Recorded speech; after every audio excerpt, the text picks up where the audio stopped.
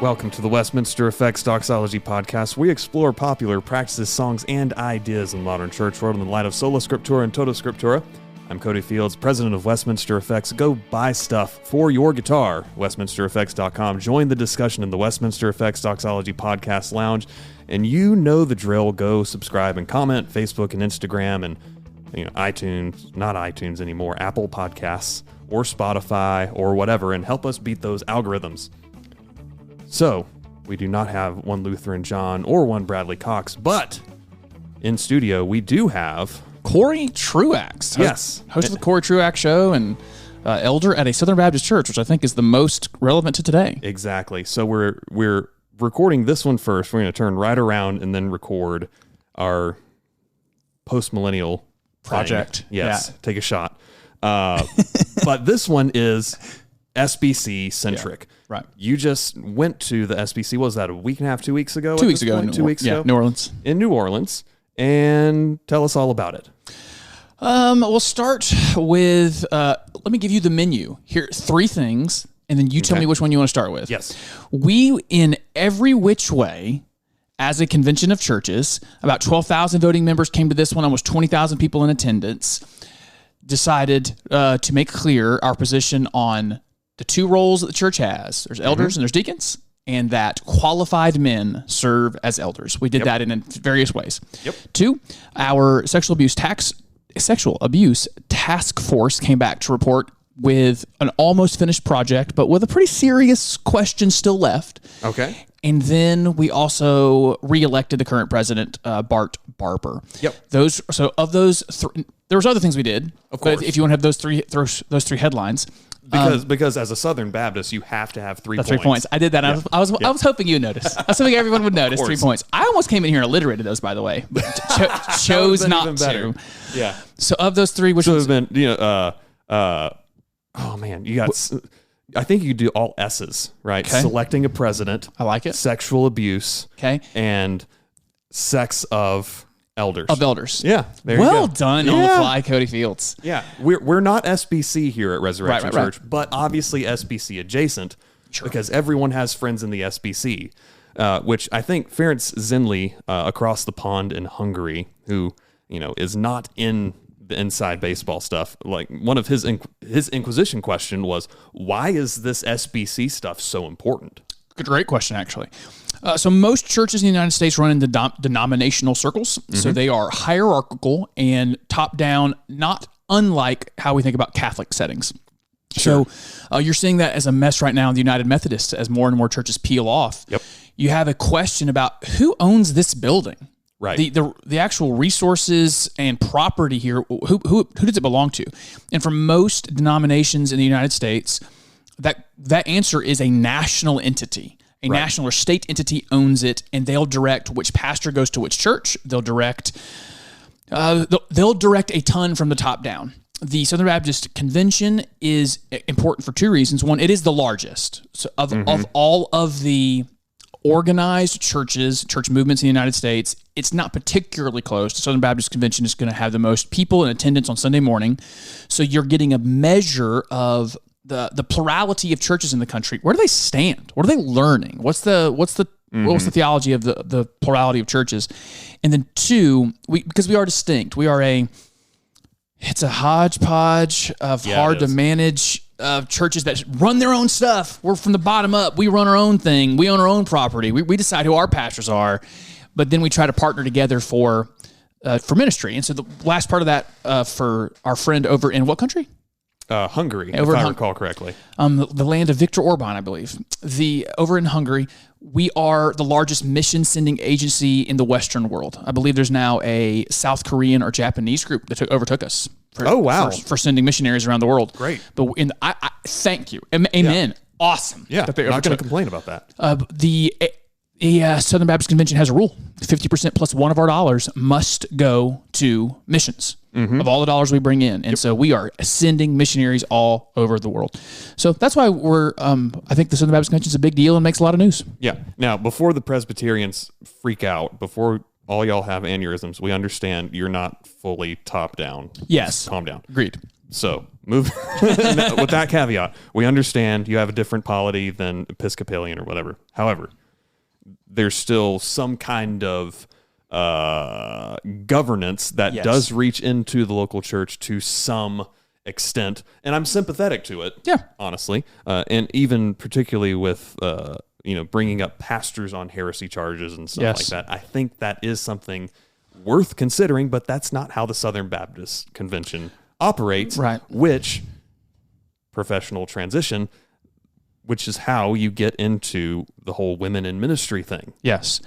3 things we did at least while we were there to clarify this, because to give you the problem. Problem 1, there are churches that identify with, give to, or in participation with the Southern Baptist Convention of Churches that had women acting as elders. Preaching on Sundays, they are the leadership of the church. We would say, I think accurately, in contradiction to 1 Timothy 2, Titus 2, right, and the entire model of the Book of Acts. 2, we have less of a problem, but it's still an issue to solve in that the Baptist Faith and Message, our doctrinal statement, says there are 2 offices for the church. There's elders and there's deacons. But we have started using the word pastor and slapping it on a lot of stuff. Yes. Worship pastors, children's pastors, youth pastors. And those people who are serving as those kinds of pastors are not serving as elders. So we had to solve that one way or the other. And this time we did a couple things. One, those in just open rebellion, let's go Saddleback Church out in California, another church in Kentucky who had just openly women elders. And apparently it had women elders for some time, correct? The one in Kentucky blew my mind. She's apparently been an elder, like the lead pastor of that church in Kentucky for almost 30 years. Oh, wow. And just send folks to the convention. Just apparently wasn't obnoxious about it like other entities were. Yeah, just out there doing her own thing. And plot twist, by the way, very big plot twist for me. It's time to vote on whether or not to affirm their exclusion. We're voting to affirm they should be excluded. She comes to the mic to make her defense, and part of her defense of, well, we disagree on things in the convention. We should still be able to work together. Big plot twist. She was, I don't agree with you cowards who closed your churches during COVID. She was actually making the argument, I guess, quote, from the right. Yeah. Saying she was the most conservative, the most... That's a bold strategy, Cotton. It didn't work out for her. Rick Warren came to the mic and made a similar argument, I think a bit of a sophistry argument. He said, there's 4,000 and some odd words in the Baptist Faith and Message, and at Saddleback Church, we disagree with one of them, men versus women in the eldership. So one of the actions we took was affirming the exclusion of those churches by gigantic margins, 90% level margins. We also excluded one other church, by the way, for not having a unqualified woman as their elder, but an unqualified man, an absolute abuser. So by abuser, do you mean physical abuse, sexual abuse? Sexual abuse, and he was kicked out of the Anglican communion, could be the Episcopalians. They already removed him for committing adultery with his parishioners. And howdy. And then some Southern Baptist church decided to hire the guy, right? He's unqualified to be a pastor. What possessed them to do such a thing? Maybe he convinced them of his Reformation. But listen, maybe that dude can be personally reformed in a believer and back in a church, but now leadership for you is excluded. Sure. Not inclusion in the church, but leadership is excluded for you after that. Because you have already shown yourself to be of the kind of character to abuse that position. Yes. And so you can't do it again. Right. We're going to protect our people. So we took that action, affirmed the exclusion of those churches. 2, we started the process of amending our Constitution to get these words all meaning the same thing. Pastor, bishop, elder, overseer, maybe. That sounds right. Make sure everyone understands all these words mean the same thing. Right. And so as you're putting titles on stuff, recognize that. We're going to use pastor, elder, overseer, the other one I mentioned. They're all the same thing. So we started our constitutional process, and then there was also a resolution. Resolutions are non-binding. I think the clever way to say it is they do not shape the convention. They speak for the convention, or they don't shape, they state. They state what a vast majority of Southern Baptists believe, and we had another resolution just to say, this is what we believe. Men fill these roles, not because women don't have capacity and capability, but because that's what the Bible says. For that reason, we affirm that. So we did at least those 3 things: Constitution, resolution, and affirmation of exclusion of the churches who had female elders. So it's not, we're saying that Rick Warren is necessarily a heretic. No. Like Albert Mohler said in his rebuttal to Warren, yes. We're not saying Saddleback is heretical. We're not saying Rick Warren is heretical. It's nothing personal against him or them. Right. It's this is what it means to be Southern Baptist, and you're not living up to that. Yeah. I have some other statements I'd make about Rick Warren, but the only ones that need to matter right now is you aren't one of our churches. Right. The language he also tried to use was I think the language either in the Constitution or in our documents for onboarding a church is the words are like closely align. Mm-hmm. And he's saying, well, we do closely align, right? But this is such a big one. This is a very big deal that you might be a church and you might even do good gospel ministry. Let's pretend that for a second or suppose that. One of the things you're not, though, is part of this convention of churches who at well over 90% affirm there is a biblical command on who serves as elder. Right. It's similar to like the PCA. They have the Westminster Confession that they subscribe to. And for a pastor to be in the PCA, he has to necessarily affirm what's in the Westminster Confession. Yes. There are certain presbyteries, I think the Foothills Presbytery around here is not one of them, that will allow for good faith exceptions on a couple of different articles in that confession. One of them being hard Sabbatarianism.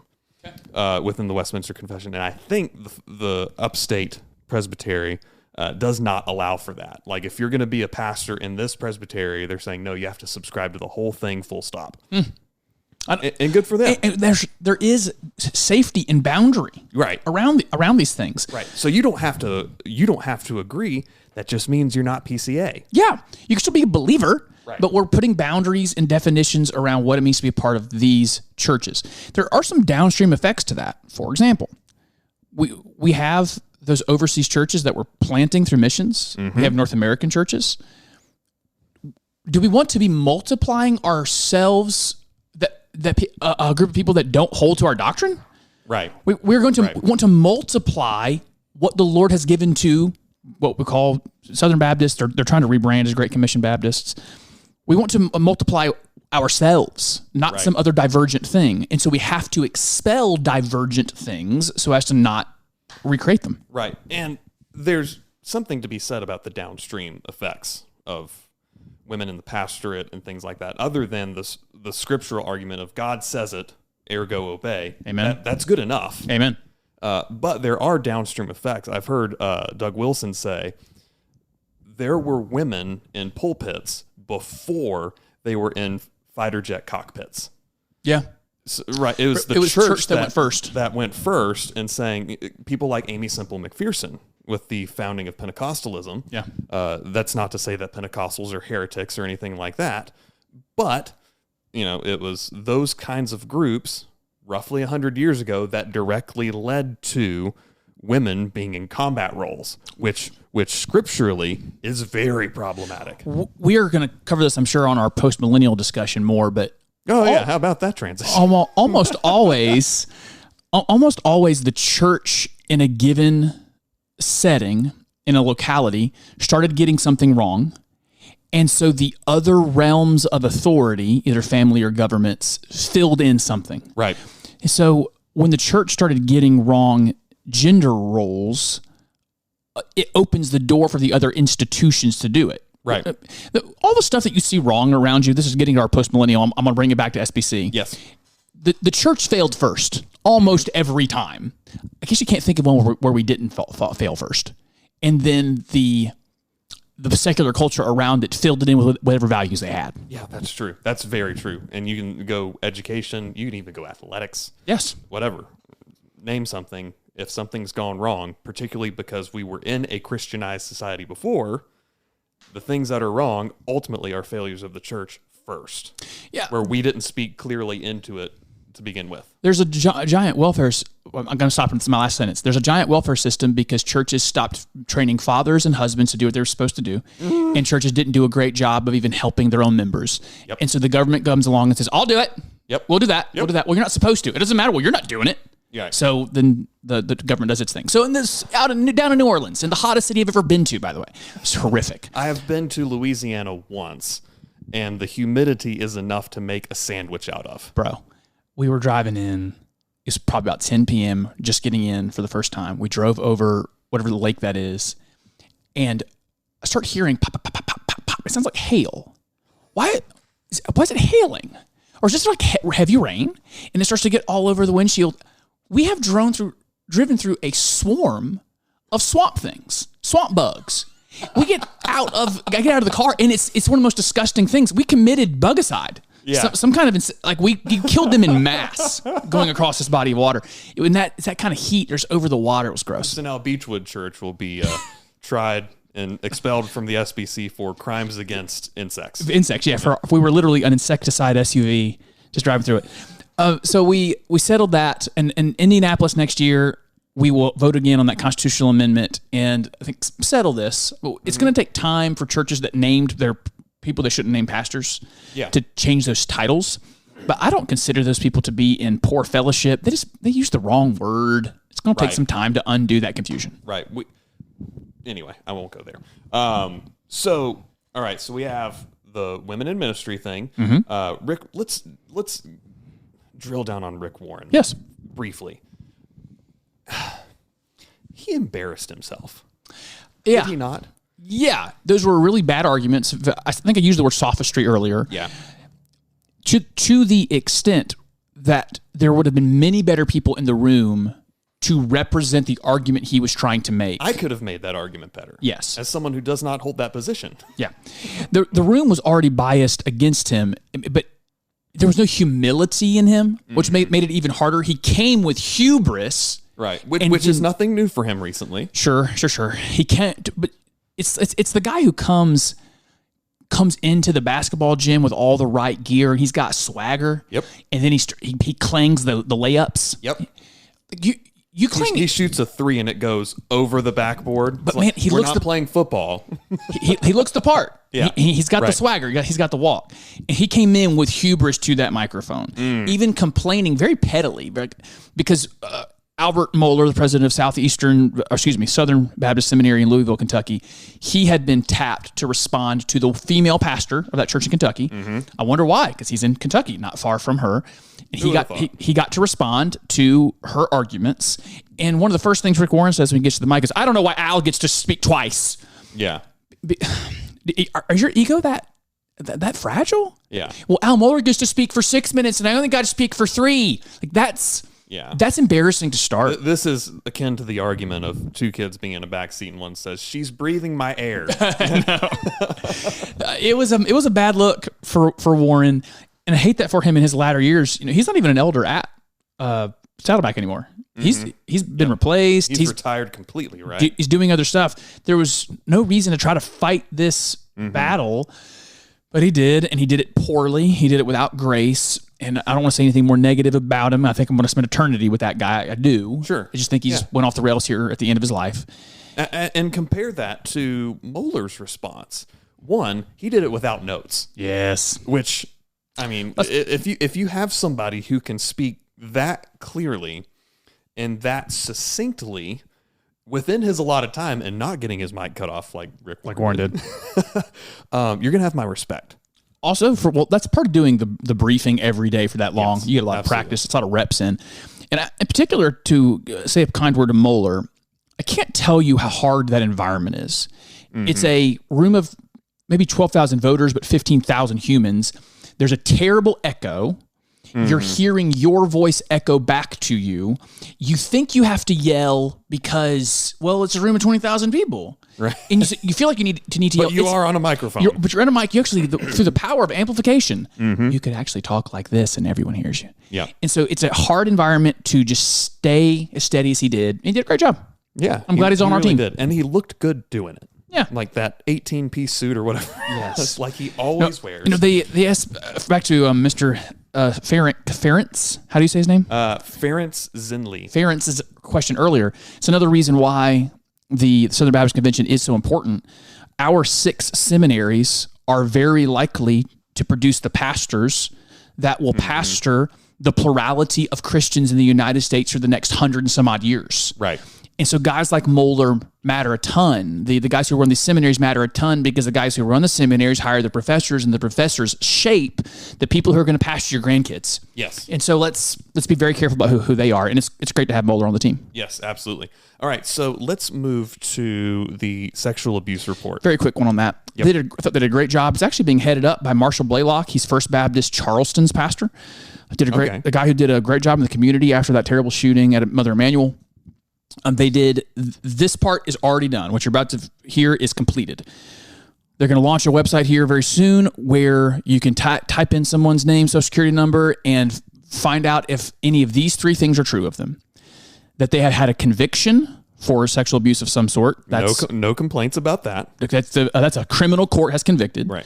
2, a judgment in civil court against them. So that's remember what happened to O.J. Simpson. He was found innocent criminally, but liable, what's that called, civilly. Yeah, and which is also what you see often anyway. Yeah. In the end, it's significantly harder to prove a criminal case as opposed to a civil case. But if you can prove the civil case, you'll go into the database. Yeah, so you probably did it. You probably did it. Yeah, more likely than not. Criminal conviction, civil judgment, or 3. This is the easiest one: confession. Someone who confessed. You're in the database. So this is not you were accused. So that's why we need the extra year. So they came to the mic and said, "We got these 3 things. We're done. We actually have names. We're ready to load in. We're ready to upload the data set." Yeah, cool. Now they asked for one more year. The convention overwhelmingly gave them one more year to figure out what we're going to do with the category of credibly accused. And you got to get the lawyers involved in that. You got to get your scriptures out and decide what's the definition of credibly accused before someone's name goes into a database that says you need to be wary and do not hire these people. What is credibly accused? And even credibly accused could be they were credibly accused, but here's the evidence that actually gets them off the hook, perhaps. This one hits not terribly close to home for me, but I do have a friend who, I'll keep it as vague as possible. Yes. But a friend whose family has been just rocked over the last 1.5, 2 years, I believe, by... Hard to stay vague. Right, yeah. Let's just say his family was affected by sexual abuse from an SBC associate pastor. Wow. And the church has done a poor job handling it. Okay. We'll just leave it there. Okay. And there's lawsuits involved. They hired Boz Chivijan, et cetera, right? Because this church has simply swept it under the rug. Yeah, it can't happen. He was allowed to, this pastor was allowed to resign, saying things were consensual, when there was obviously some grooming and an assault that happened and things like that. So, this is an important thing that has affected a lot of people. Yes. And even the fact that I'm not SBC and I know somebody who's going through something like this and has gone through it for the past couple of years, even to the point where he closed his business and sought employment from someone else so he wouldn't have to think about that. Wow. It really has just turned their family upside down. Of course. And that's good to hear that there are steps being taken within the SBC. Now, I'm assuming this database would only pertain to people who were in the SBC when those things happened. Yeah, other background check systems can catch everything else. Right. Criminal background checks are going to catch criminal convictions, and I think most background checks are going to catch civil judgments. Okay, I was not aware of that, actually. I'm almost positive standard background checks, which almost, I working in North Greenville, I had to go through a background check. Right.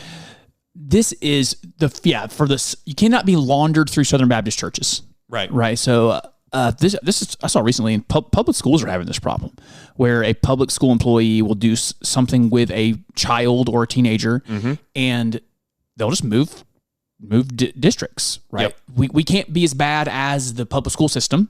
We got to have a tool. And so, they're building that tool. We're going to spend one more year figuring out what credibly accused means. We'll meet in Indianapolis next year with an answer to that. Right. And I'll bring that back to you. Right. Good. So Bart Barber was reelected. Yes.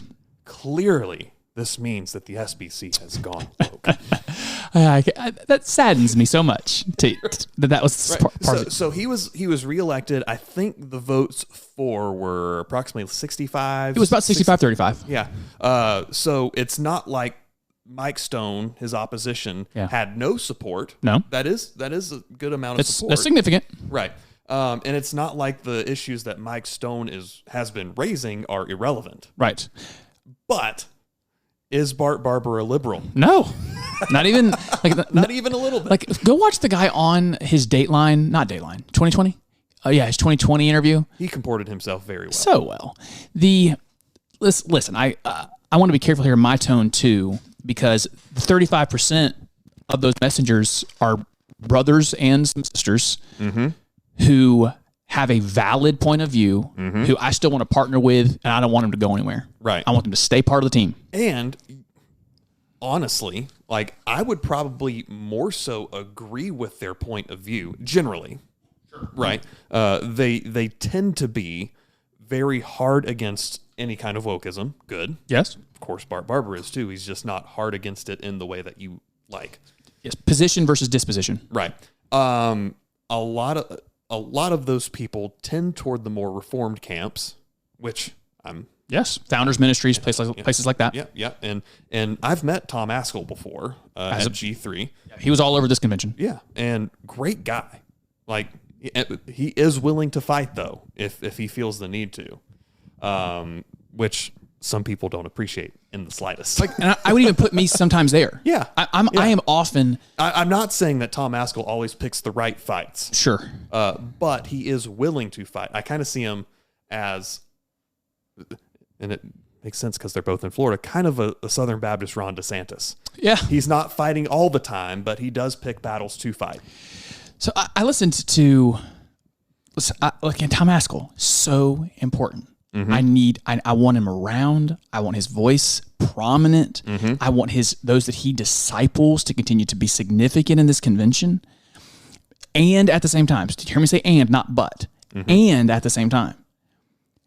Yeah, I mean, I've listened to his show going into the convention, and his attitude, his disposition towards making sure Mike Stone won that election was a lot for me. Like, his tone was, this is a threat. We have to elect Mike Stone. I don't know what's going to happen if we don't. All right, hey man, calm down. Right. It's not an existential threat. And look at the votes kicking out Saddleback. Yeah, the same group of people that excluded Rick Warren chose Bart Barber. They're not a bunch of woke liberals. And I said, I don't even like the tone I just said that with, because it sounded too aggressive.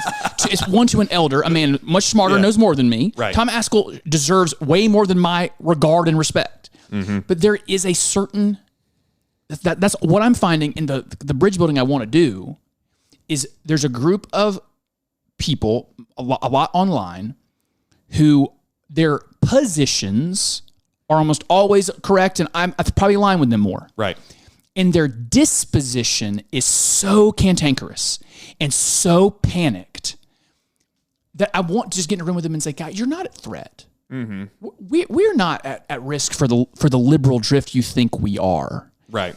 And I think they would say back to me, "You don't even know." This is actually one of my most get on my nerves phrases. One of my most get on the phrases that gets on my nerves the most is, "We know what time it is," or "That person knows what time it is. We know the days we're in."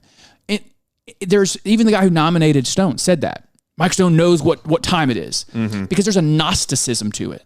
We know where we are. Which is really interesting when you're trying to rebut wokeism, which is all about standpoint epistemology. Yeah.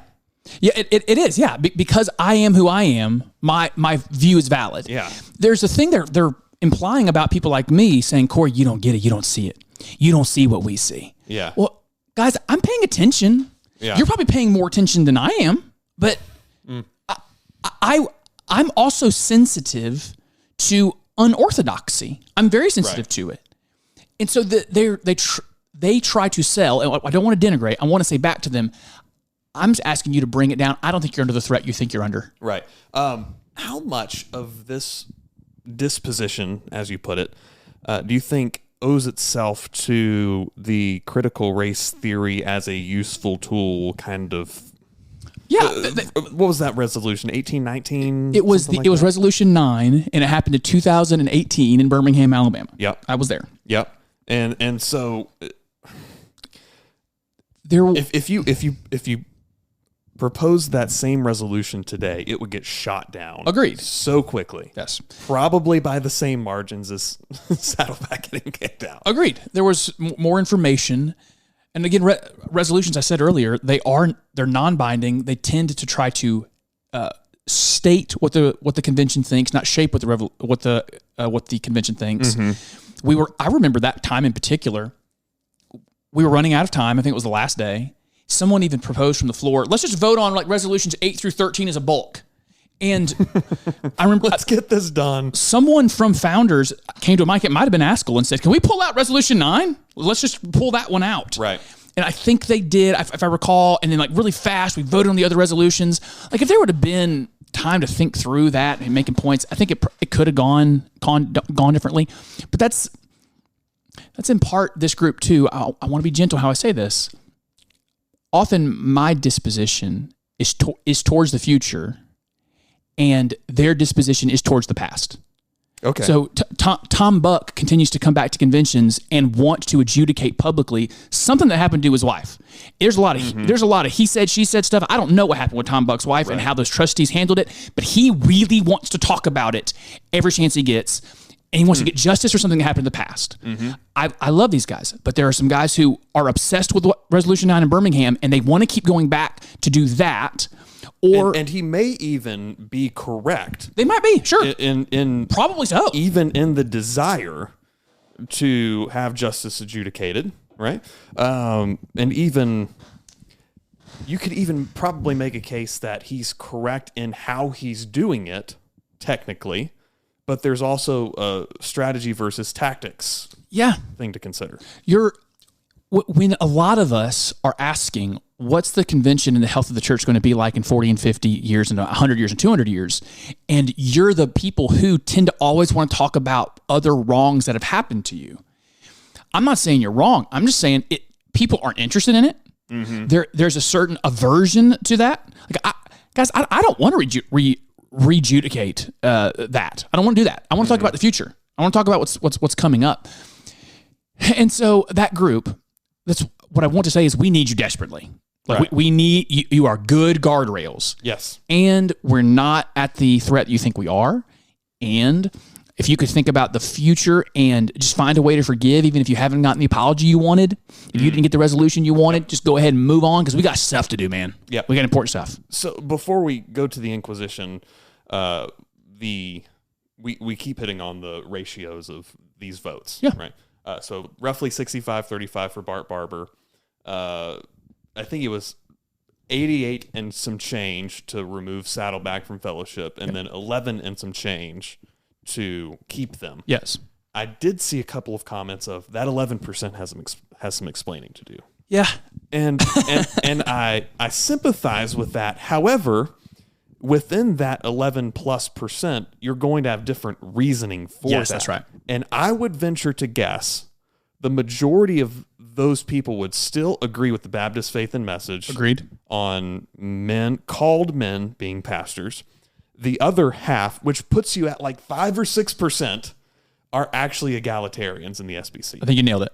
Yeah, a lot of folks, their stance is, well, really, what is the definition of closely aligned? What does it mean to be closely aligned with the SBC? Does this mean you have to be expelled? But we think you're wrong. We think you're dead wrong on this. Mm-hmm. But maybe it doesn't fit under the closely aligned rubric. Yeah. And then there probably is another smaller group that's just egalitarian. Yeah. So you end up, by and large, with 95% good complementarian folks, which by necessity means you're going to be orthodox on things like justification, sanctification, yes, deity of Christ, the Trinity, all that kind of stuff, even if you're sloppy in how you define those. Yeah. Now, I think with Askell and a lot of those guys, the rubber meets the road with the cultural engagement aspect of the church. And I know that's another can of worms. We'll open that can in our next podcast, right? but you have, and Askell will say he's not a theonomist, but a lot of times he sounds really theonomist, right? And I think that is largely frustration with the fact that he's using the Bible for cultural engagement in politics, and a lot of people aren't necessarily, and they end up coming off maybe too soft on those kinds of things, which is secondary. Yeah. I think it's a good interpretation of what's happening there. Oh, good. I would include me here. Someone who tries, fails, but tries to first do cultural engagement through a biblical lens. Mm-hmm. I think about a group that comes to the convention every year that the only reason they come is to talk about the abolition of abortion, and it seems like they're very, very interested in making sure that we say out loud women who get abortion should be executed. They want us to say that. I didn't know they existed until 2021. I was a 35-year-old man before I found out there are Christians who have applied the Bible, I think now properly, correctly, to say the abortion is a capital crime. I'm really well informed. Right. And so the idea that I am blown away by you should tell you, if you're in a room where Cory Truax is blown away by your position, there are thousands of people in this room that take a lot of your cultural engagement, not just the abortion thing, that your cultural engagement positions sound insane. And your attitude of this is how it has to be, and it has to be this way right now, you're going to win nobody. You're going to win nobody. Right. As opposed to, I think, this is where I think Jeff Durbin does a good job, is because that is his position ultimately, and he wants to get there, but at least to my ears, he does not sound combative in that sense. He sounds combative in, yes, defending the faith, and he will be bold in front of legislatures and whatnot. But it's not the wild-eyed, like this one podcast, because I listen to garbage podcasts sometimes. Yeah. I'm sure you do too. Me too. So I listened to one that was QAnon aligned. Okay. Jeez. Down the rabbit hole. Yeah, and he was making the case that Ron DeSantis was in the pocket of Big Pharma because I don't remember what corporation, like one of their executives put on a fundraiser for him. So that means he's in the pocket of Anthony Fauci. Wow. And that means that he wants to force these COVID vaccines on you. And that means he wants X, Y, Z.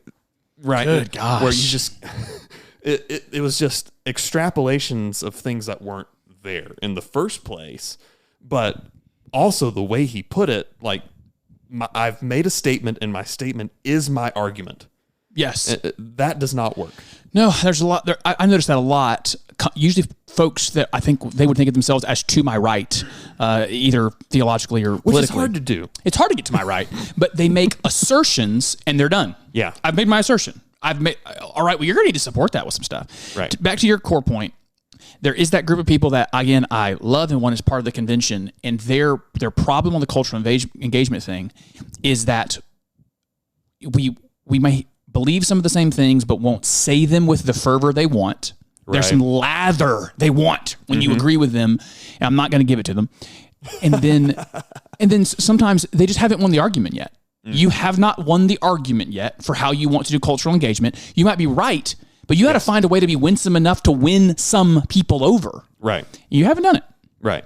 And there's a large difference between the winsomeness wars in terms of evangelism, which I would argue we should probably be less winsome in that regard. Like, we need to actually trust that God does the doing in that, and being winsome with someone who is your sibling in Christ. Yes, agreed. And everyone's going to be convinced differently. I think one final point on this. Yes. I think for leaders in churches, we have to live in the world that we've been given. In the world you've been given, there are a lot of immature Christians. There's just a lot of folks without a lot of theological background and have been infected by the world. You can be angry about it, and you can communicate with it with your anger, or you can accept the world as it is and ask yourself, what can I do to change it? Because your anger won't change it. Right. Your tone of anger won't change it. Right. You're going to have to do it piece by piece, relationship by relationship. Matt Chandler's in a series right now where he reads from one verse that says that we're going to be changed more and more into the image of Christ degree by degree. And that sounds ridiculously slow. There are 360 degrees. Are you telling me I only get one at a time, and I might only get one like every year? What if I never get all the way around? Yeah. Well, that might be how it is. Yep. And you can be livid about that for all of your days, or you can accept it and start the slow work of accomplishing the task. Yep. And that gets back to the recurring theme of this podcast recently of this is a long game. Very long. This is hundreds of years. Yeah, this is not, we're going to fix it all next week. But shall we move on to the Inquisition? Please do. Before we get to the Inquisition this week, I have a question for you, and that is, do you want to make a podcast, parentheses, like everybody else? If so, Spotify's got a platform that lets you make one super easily and then distribute it everywhere and even earn money, all in one place for free. It's called Spotify for Podcasters, and here's how it works. Spotify for Podcasters lets you record and edit podcasts right from your phone or computer, so no matter what your setup is like, you can start creating today. Then you can distribute your podcast to Spotify and everywhere else podcasts are heard. Video podcasts are also available on Spotify, and when you want to take conversations with your fans to the next level, Q&A and polls are the best way to get them talking, even though I don't really use them ever. With Spotify for Podcasters, you can earn money in a variety of ways, including ads and podcast subscriptions, and best of all, it's totally free with no catch. Ever since I discovered Spotify for Podcasters, it's been a no-brainer. I highly recommend you give it a try. If you also want to start a podcast that nobody else will listen to, download the Spotify for Podcasters app or go to spotify.com/podcasters to get started.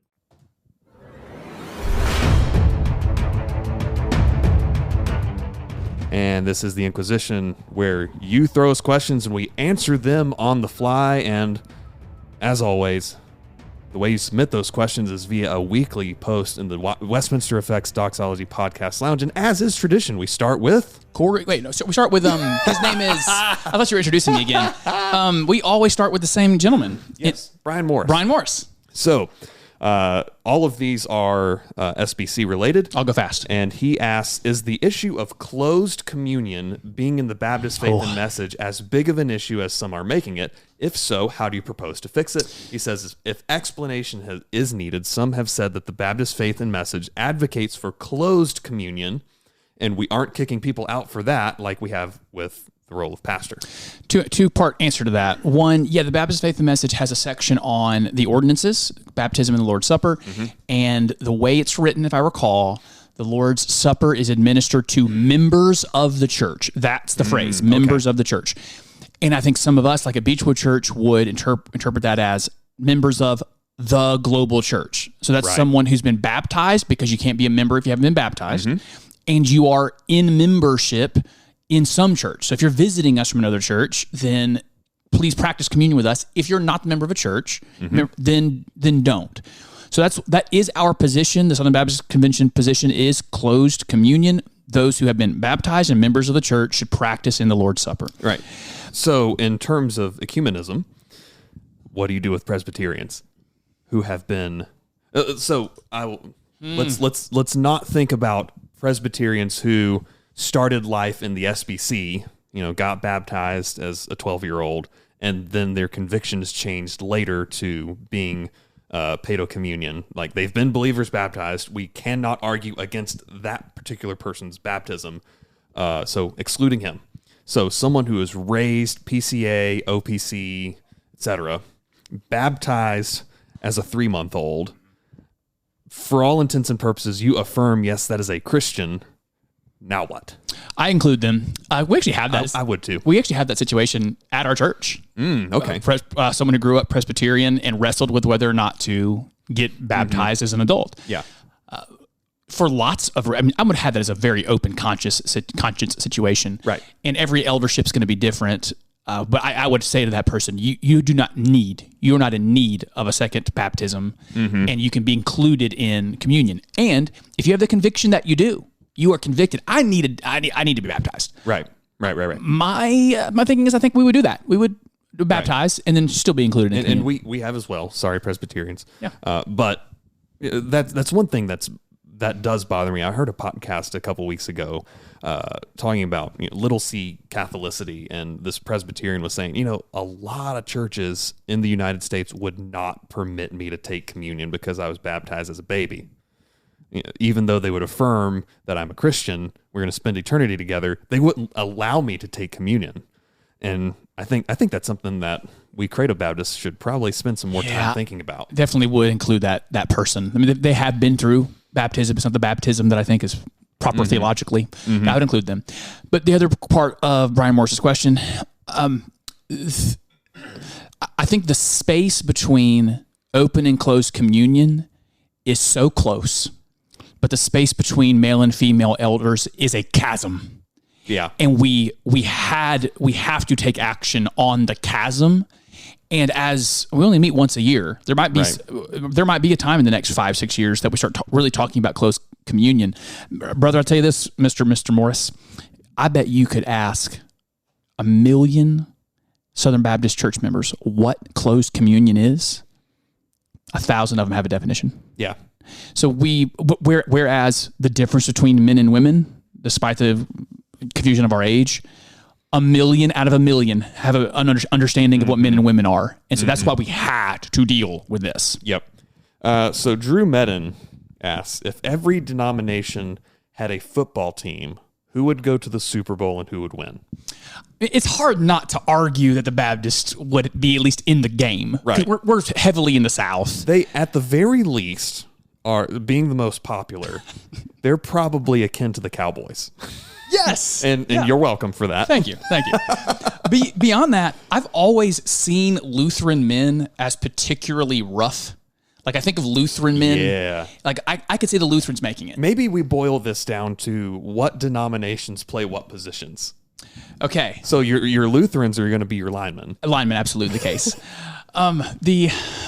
The Presbyterians to me are the most heady. They are the most like theologically high. I think the OPC is the quarterback. Yes, that's the what's the OPC? Orthodox Presbyterian. They are absolutely the quarterback. Yep. And then the skill positions can be charismatics and Baptists.